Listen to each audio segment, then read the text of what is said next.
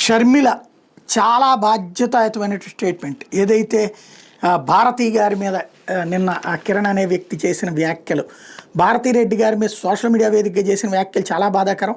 ఇలాంటి నీచప్ కామెంట్స్ తీవ్రవాదంతో సమానం. ఈ సైకోగాళ్ల నడి రోడ్డు మీద ఉరి తీసినా తప్పులేదు. తప్పుడు కోతలు కూసిన వెధవలను రేటింగ్స్ కోసం ఎంటర్టైన్ చేసే యూట్యూబ్ ఛానళ్ళ మీద కఠిన చర్యలు ఉండాల్సిందే.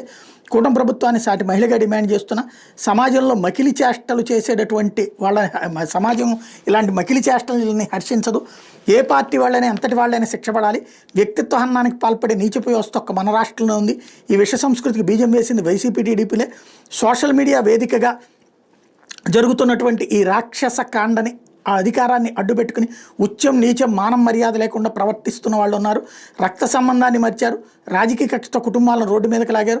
మనిషి పుట్టుకను అనుమానించి రాక్షసానందం పొందారు. అన్యం పుణ్యం ఎరగని పసిపిల్లలను సైతం గుంజారు. అక్రమ సంబంధాలు అంటగట్టారు.